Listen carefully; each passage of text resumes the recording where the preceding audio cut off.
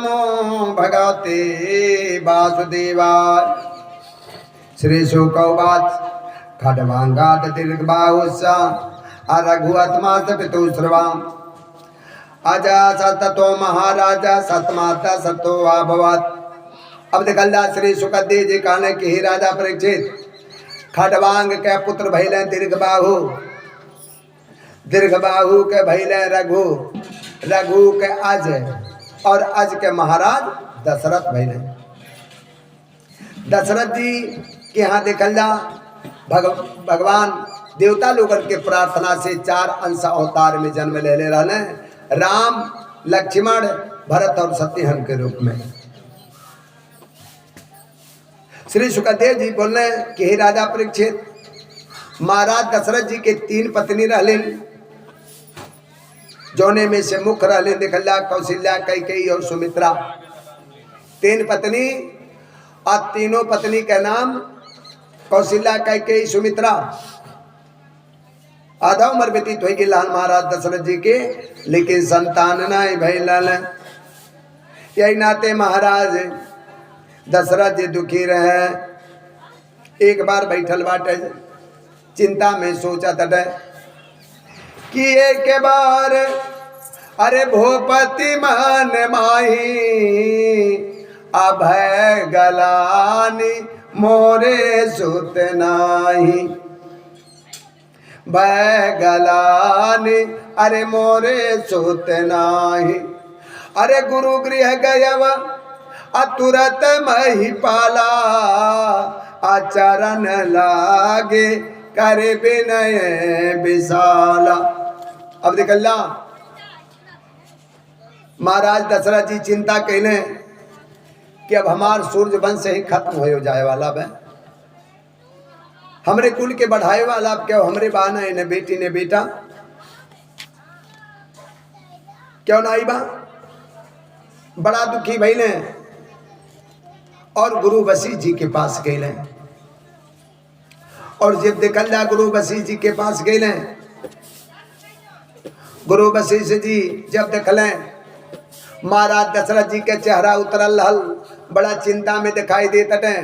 जाके जब प्रणाम कैले गुरु जी के, तो गुरु जी लगले पूछे कि ताजे गुलाब के मुखड़े पर अरे रूखापन क्यों दर्शाता है, ताजे गुलाब के मुखड़े पर अरे रूखापन क्यों दर्शाता है।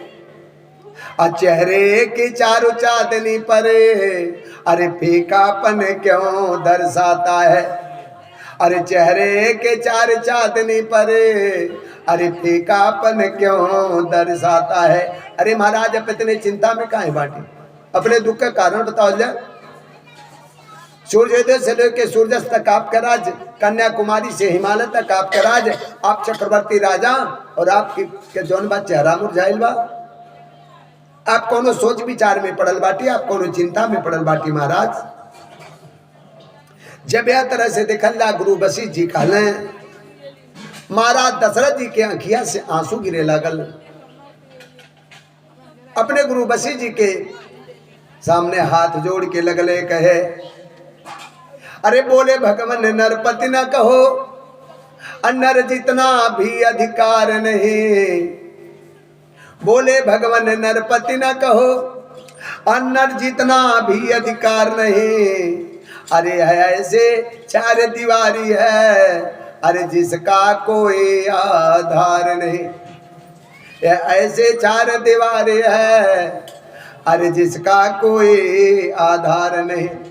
अरे जिसमें प्रकाश का आस नहीं, या ऐसा अंध सवेरा है आसारास वंश दीपक बेन, सूरज का वंश अधेरा है। हे गुरु जी, हमें जौन में देखला महाराज ने कहा एक साधारण मनुष्य के समान भी हमारे जीवन नहीं बा। साधारण मनुष्य के पास अगर धन दौलत नहीं बा तो कम से कम उनके वंश के चलाए वाला संतान बाटे। हमार तो अब सूर्य वंश अंधेरा में जाए वाला बा, हमारे वंश के चलाए वाला क्यों नहीं बा महाराज। लेकिन वही समय गुरु वशिष्ठ जी हंसे लगले। गुरु वशिष्ठ जी हस्तरेखा देखले महाराज दशरथ जी के। और जब महाराज दशरथ जी का हस्तरेखा देखले तो हंस के लगले कहे,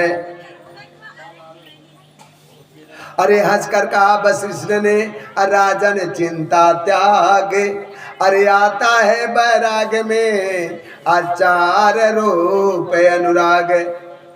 महाराज आप चिंता नहीं कहिए, आपके भाग में 4 संतान लिखल बाटे, आपके 4 संतान हुई है, लेकिन हमें आपके जौनबा पुत्रेश यज्ञ करावे के परी।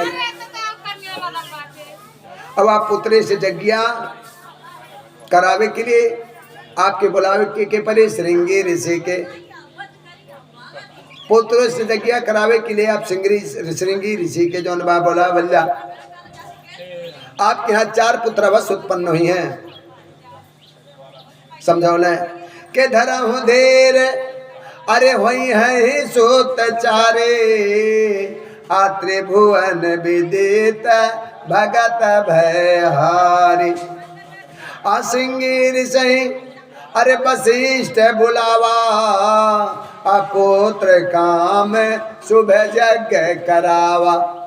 गुरु वशिष्ठ जी के आदेश अनुसार महाराज दशरथ जी निकला श्रृंगी ऋषि के बुलौले।